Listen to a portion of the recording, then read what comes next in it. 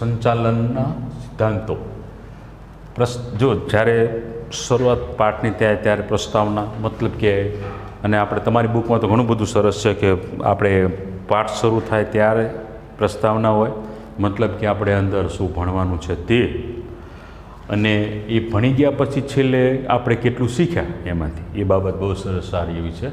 પ્રસ્તાવના, અર્થ, વ્યાખ્યા, ખ્યાલ એ બધા એકબીજાના સમાનાર્થી શબ્દો છે. અર્થ, વ્યાખ્યા અને ખ્યાલ. પ્રસ્તાવના પછી અર્થ, ખ્યાલ અને સ્વરૂપ. બરાબર કે પ્રસ્તાવના મતલબ કે આપણે પાઠમાં આ બાબત શું કહેવા માગે છે કે ભાઈ સંચાલનના સિદ્ધાંતો શું અને એની અંદર કઈ કઈ બાબતનો સમાવેશ કરેલો. પછી એનો અર્થ, તો અર્થ જે છે એ દરેક પોતપોતાની રીતે અર્થ ઘણો બધો કાઢી શકતા હોય કે આનો આપણે આ ઘણા બધાની પહેલાં લેખક જોયા ને કે આ 4-5 પ્રકારના, બરાબર. ફ્રેડરિક, લ્યુથર, આ બધા જે છે લેખકે પોતાની રીતે અર્થ જે છે આપેલા હોય છે. અને એનો ખ્યાલ મતલબ કે કોન્સેપ્ટ, તો એનો ખ્યાલ શું છે, એટલે આપણો અભ્યાસ જે બાબત છે એ ખ્યાલને સ્વરૂપે એની વ્યાખ્યા આપણે કઈ રીતે કહી શકીએ, અર્થ શું કહી શકીએ, ત્રણેય જે છે એક જ બાબત છે પણ બધાના મંતવ્યો જે છે એ જુદા જુદા હોય છે. બરાબર કે ભાઈ અર્થ, ભાઈ સંચાલનનો જે સિદ્ધાંતો વાત કરીએ કે પ્રસ્તાવના આપણે જોઈએ તો આપણે સંચાલનમાં જોઈએ ને કે ભાઈ પહેલાંના સમયથી રાજા મહારાજ કંઈ પણ એકમ આપણે હેતુ સિદ્ધ પાર પાડવો હોય તો સંચાલન જરૂરી છે. કોઈ પણ આપણો એકમ હેતુ સિદ્ધ પાર પાડવો હોય તો સંચાલન જરૂરી છે. કોઈ પણ સ્વરૂપનું એકમ હોય. આપણે પહેલાંના વખતમાં રાજા જે હતા તો એ પ્રધાન, વજીર, સેનાપતિ બધા જ એની અંદર રાખતા. શું કામ? કારણ કે એક રાજા જે છે એ બધે ન પહોંચી વળે, એને સૈન્ય કઈ રીતે તૈયાર કરવું, પ્રજાને કઈ રીતે રાખવી, એ બધી જ બાબત માટે વ્યવસ્થિત એને તો દરેક ક્ષેત્રમાં સંચાલન એટલું જ મહત્ત્વનું જરૂરી છે. પણ એ ક્યારે? તો એના નિયમો અને સિદ્ધાંતો પ્રમાણે વ્યવસ્થિત ચાલવામાં આવે ત્યારે એ સંચાલન સંપૂર્ણ પૂરું થયું કહેવાય. બરાબર. આપણે પહેલાં વાત જોઈએ ને કે ત્યારે શરૂઆત કરીએ ત્યારથી, બરાબર, કે એમાં કેટલા પછી કર્મચારી વ્યવસ્થા છે, વ્યવસ્થા તંત્ર છે, આયોજનથી ચાલુ કરીને તો સંકલન સુધીની બાબતમાં વ્યવસ્થિત એને આકારવામાં આવે. તો અર્થ બાબત એ કહી શકીએ કે ભાઈ જ્યારે સંચાલનના નિયમો અને સિદ્ધાંતો પ્રમાણે કાર્ય હેતુ સિદ્ધ પાર પાડવામાં આવે છે ત્યારે એને જે છે એ સંચાલનના સિદ્ધાંતો કહેવામાં આવે છે. તો સંચાલનનો સિદ્ધાંત કહે છે. ખ્યાલના સ્વરૂપમાં આપણે એમ કહી શકીએ કે ભાઈ ખ્યાલના સ્વરૂપમાં કે વિજ્ઞાન અને કળા બંને છે, પણ વિજ્ઞાનમાં એના નિયમો જે છે એ નિયમો જ પ્રમાણે ફરજિયાત ચાલવું પડે, એના સિદ્ધાંતો નિયમો હોય છે. અહીંયા એવું જે છે વિજ્ઞાન અને કળા એટલા માટે કીધું છે કે એ એટલા બધા જડ નથી, મતલબ કે એમાં અમુક સમયે પરિવર્તનશીલ, મતલબ કે આપણે ફેરફાર કરી શકીએ. બરાબર.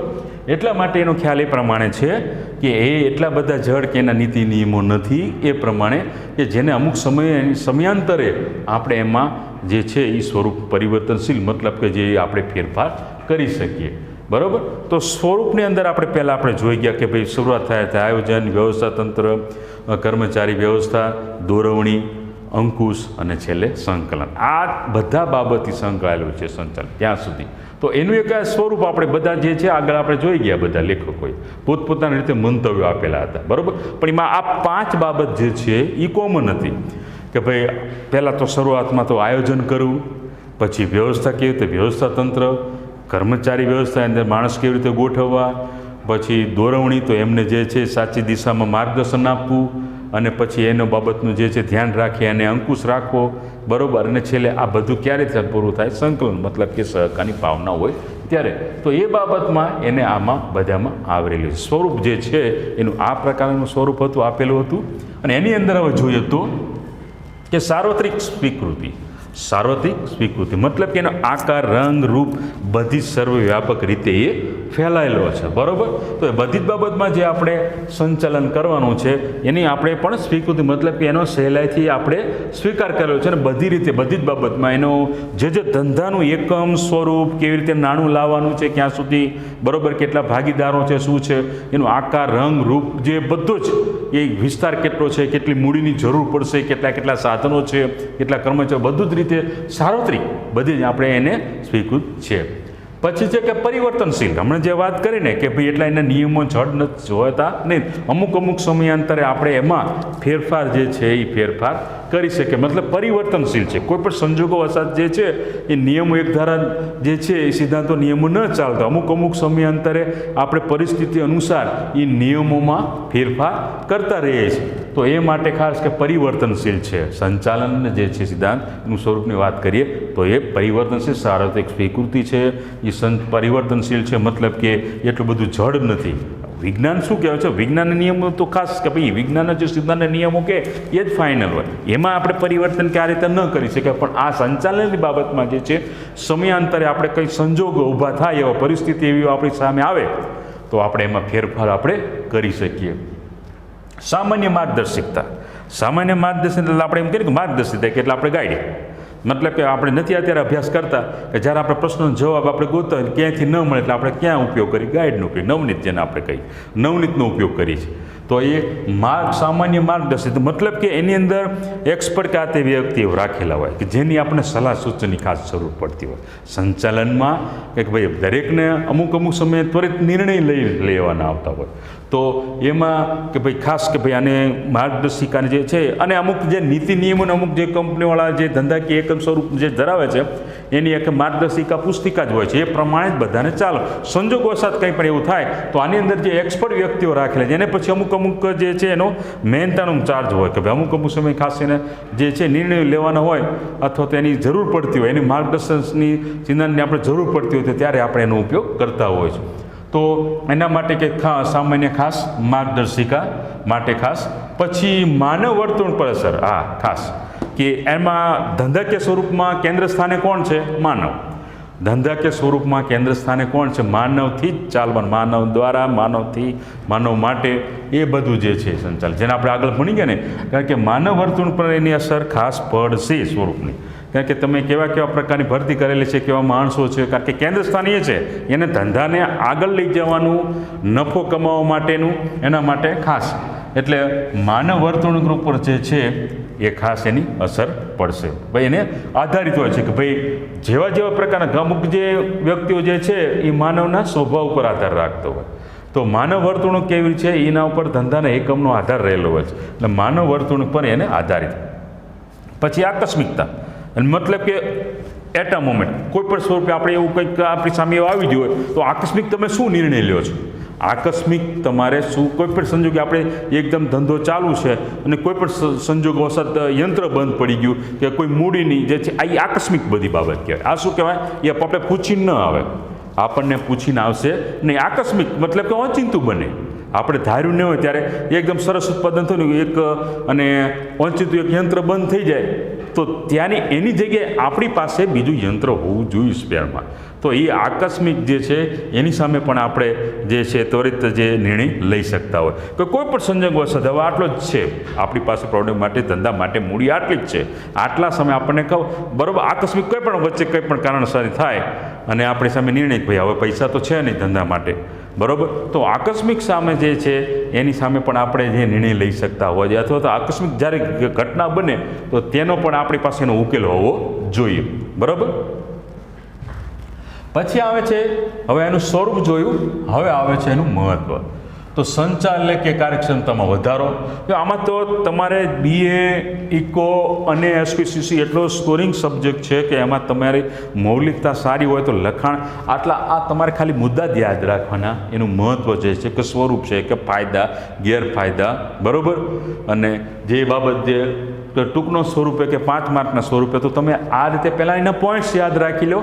અંદર તમારે મૌલિકતા રજૂ કરવાની હોય છે, બરાબર, પણ તેની પાસે વાંચન અને જરૂરી હોય છે. આ ત્રણેય સબ્જેક્ટ સરસ સારા છે. આમાં જે છે માર્કની કટોતી થતી નથી. તમારે સારી મૌલિકતા હોય, લખાણ સારું હોય તો એ રીતે આપણે ઘણી જોઈએ કે ભાઈ પહેલો બીજો જે નંબર આવતા હોય છે તે લોકોને 90 ઉપર માર્ક હોય તો એ લોકોને તમે પેપર આ તે તમે જોતો. અને વ્યવસ્થિત શરૂઆતથી જ આપણે આના માટે પ્રેક્ટિસ કરવી પડે લખાણ માટેની, બરાબર. શરૂઆતમાં આપણે લખાણ માટેની પ્રેક્ટિસ કરો. આ રીતે સરસ તમે મુદ્દા પાડી દો, પ્રસ્તાવના, અર્થ, ખ્યાલ, સ્વરૂપ, મહત્ત્વ કીધું તો મહત્ત્વ આ રીતે, તો ઓલાને એટલું સરસ લાગી જવું જોઈએ પરીક્ષકને કે આને ક્યાં માર્ક આપણે કાપવો. પણ તેના માટે તમારે એકલું પુસ્તકીય જ્ઞાન નહીં, તમારી પણ થોડીક મૌલિકતા આમાં હોવી જોઈએ. એનું મહત્ત્વ છે કે સંચાલક કાર્યક્ષમતામાં વધારો. તો આપણે જે ધંધા સ્વરૂપને લઈને બેઠા છીએ એનો જે છે એ બહુ વિકાસ સારો થશે. એના માટેનું ખાસ મહત્વ કે જેમાં જે સંચાલિક બાબત એમાં તમારી વ્યવસ્થિતતા સારું હોય કે ભાઈ તમારું આયોજન સારું હોય, વ્યવસ્થા તંત્ર સરસ છે, તમારી કર્મચારી સ્ટાફ તમારો સારો છે, દોરવણી માર્ગદર્શક અમુક સર્વિસોને સારા તમે આપો છો, અંકુશ રાખો છો અને સંકલન સારું, આ બાબત બધી સારી છે તમારી, તો આપોઆપ જે તમારો છે ધંધાનો નફાનો જે છે એમાં આપોઆપ જે છે એ વિકાસ થશે, તમારો ધંધાનો વધારો થશે. એની નાની જે તમારે બીજો ધંધો શરૂ કરવો હશે તો પણ તમે એ રીતે અંદર ધંધો તમે શરૂ કરી શકશો. એટલા માટે કે સંચાલિક બાબત એવી છે સરસ આ રીતે આધારિત, તો તેની કાર્યક્ષમતામાં તમે પણ વધારો કરી શકો. બીજું છે કે સંસાધનોનો ઇષ્ટતમ ઉપયોગ. એટલે જે આપણે જે સંસાધનોને કાચો માલ આ રીતે વાપરવાનો, ટૂંકમાં કહેવાનો મતલબ શું કે ઓછી મહેનતે વધુ નફો, ઓછા ખર્ચે વધુ નફો. એટલે આપણે એમ કહી શકીએ કે સંસાધનોનું ઇષ્ટતમ શું એટલે વધારે ઉપયોગ, ખર્ચો ઓછો થાય, ફાયદો વધુ થાય, ખર્ચો ઓછો થાય, ફાયદો વધુ થાય. તો એવી રીતે તમે કાચો માલ આ રીતે તમે જે છે એનો એવી રીતે ઉપયોગ કરવાનો કે જેથી કરી એના માટેનો ખર્ચો આપણને ઓછો થાય, એની સામે નફો આપણને વધુ મળે, એટલે વધુ ઉત્પાદન આપણને એ રીતે મળી શકે. તો શક્ય એટલો સંસાધનો જે દ્વારા આપણે એટલે કુદરતી જે આપણને કાચો માલના આ રીતે આપણે પ્રાપ્ત થાય છે, તો માનવ દ્વારા, માણસો દ્વારા એનો કઈ રીતે એવી રીતે ઉપયોગ મહત્તમ કરવો કે જેથી કરીને એનું ઉત્પાદન વધે અને આપણે ગ્રાહક સુધી પહોંચાડી શકીએ અને એનો આપણને જે છે ટકાવારી નફાનો આપણને ફાયદો થઈ શકે. એટલા માટે કે સંસાધનોનો ઇષ્ટતમ ઉપયોગ. પછી વૈજ્ઞાનિક અને તાર્કિક નિર્ણયો માટે મદદરૂપ, એ તો માટે ખાસ મેં હમણાં આપણે પહેલાં પણ વાત કરી કે ભાઈ આ વૈજ્ઞાનિક સ્વરૂપ છે, વિજ્ઞાન અને કળા બને છે, તો કોઈ પણ કારણસર આપણે તરત વૈજ્ઞાનિક સ્વરૂપમાં અને તાર્કિક એટલે મતલબ કે આપણે માઇન્ડ દ્વારા, મગજ દ્વારા ત્વરિત નિર્ણય લેવાનો હોય, જેને તાર્કિક કહે, જેનો ઉકેલ ના આવતો હોય પણ જેની પાસે આપણે તાર્કિક રીતે ભાઈ આનું આ રીતે આમ કરો ને આમ ન થાય તો કંઈ નહીં, પણ તાર્કિક રીતે ઉપયોગ કરો તો એનો આપણે નિર્ણયો મદદરૂપ થઈ શકે. પછી એના માટે ઘણા એક્સપર્ટ વ્યક્તિ પણ મેં કીધું ને હમણાં વાત આપણે રાખવા પડે કે એના માટે તમે કંપનીમાં ને આ તે ધંધાકીય બાબતમાં જોશો ને તો એના એક્સપર્ટ એટલે એ લોકોનો ચાર્જ અલગ હોય, એક્સપર્ટ વ્યક્તિ જ રાખેલા હોય કે સંકટ સમયે એની જરૂર પડે કે આપણે યંત્ર લાવે છે કે કંઈ પણ એવી બાબત બની હોય, બંધ થઈ જાય અથવા તો કોઈ મૂડી, તો શું એવો નિર્ણય અથવા તો કોઈ કર્મચારીઓ જે છે હડતાલ ઉપર જાય કે કોઈ પણ કારણસર કંઈ પણ એવું ઘટના બને તો તાર્કિક નિર્ણયો તમે લઈ શકતા હોવા જોઈએ. વૈજ્ઞાનિક બાબત એટલે જે નીતિ નિયમો સિદ્ધાંતો છે એ પ્રમાણે, મનસૂબી મુજબ નહીં. વૈજ્ઞાનિક અને તાર્કિક નિર્ણયો જે છે કે એ તમે આ રીતે પોતાની રીતે તમે નિર્ણયો લઈ શકતા હોવા જોઈએ, જેથી કરીને કંપનીને ફાયદો થાય. તો એટલે તે કંપનીમાં અમુક એક્સપર્ટ વ્યક્તિઓ રાખેલા છે, એ લોકોનો જે છે એનો ચાર્જ જે છે કે ભાઈ એક્સપર્ટ જે છે તો એ લોકોનો ચાર્જ અલગ હોય, જેથી કરીને એ કંપની એના દ્વારા ફાયદો થતો કે ભાઈ આપણું કામ ન અટકે, કામ બગડે નહીં, અટકે નહીં અને એ રીતે ચાલે. કંઈ પણ એવું બન્યું હોય તો આ લોકોનો જે છે એક્સપર્ટ વ્યક્તિઓ એ પોતાના તાર્કિક રીતે પોતાનો નિર્ણય જણાવશે. પછી બદલાતા જતા ધંધાકીય પર્વને પહોંચી વળા. હવે એકને એક ધંધો રાખ્યો છે કાયમ માટે ન ચાલે, જે પરિબળ બહારના પરિબળ જે ભાગ ભજવે છે બદલાતા જતા, કારણ કે અત્યારે ધંધો જે છે આપણે એમ કે ભાઈ આનું ચલણ નથી, અત્યારે આનું ચલણ નથી, તો આપણે એ રીતે કે ભાઈ અત્યારે જેનું અને ભવિષ્ય માટે ધ્યાનમાં રાખીને કે ભવિષ્યમાં ધ્યાનમાં રાખીને આપણે એવી રીતે ધંધો કરતા હોય. એટલે બદલાતા જતા ધંધાકીય પર્વને પહોંચાડી વળવા માટે કે જે પર્યાવરણને અનુકૂળ આવતા, દાખલા તરીકે આની સિઝન આથી ઘણા તમે જોજો કે સિઝન પ્રમાણે ધંધો કરતા હશે, બરાબર, સિઝન પ્રમાણે ધંધો કરતા હશે તો એનો જે છે સિઝનેબલ ધંધો કહેવાય. તો એ જે છે ધંધાકીય પરિબળના આધારે અત્યારે વાત કરી કે ભાઈ શિયાળામાં શું ચાલે, ઉનાળામાં શું ચાલે, તો એ રીતે કોને કઈ રીતે છે, તો એ રીતે કઈ રીતે આપણે ઉત્પાદન કરવું, જે આપણે ધંધો શરૂ કરીએ છીએ તો એનું છે પછી એનું લોકેશન બરાબર છે કે ભાઈ એને ગ્રાહકો આકર્ષાય છે કે કેમ, અને આ જે છે કે ભાઈ પરિબળ જે છે ધંધાકીય પર્યાવરણને અનુકૂળ નથી આવતું તો તરત આપણે એને ફેરફાર કરી નાખીએ. આ રીતે આમાં નહીં, હવે આમ પ્રમાણે ફેરફાર કરો, અમુક ટકા નુકસાન વેઠીને પહોંચી બદલે, કારણ કે ધંધો અત્યારે છે, અત્યારે તમે જુઓ તો પહેલાં જેવું ચલણ નથી, અત્યારે તમે જુઓ સાધનો તમારી પાસે આ રીતે હોવા જોઈએ, જેથી કરીને તમે બદલાતા જતા ધંધાકીય પરિવહનને પહોંચી વળવા. પછી છે કે સામાજિક જવાબદારી અદા કરવા.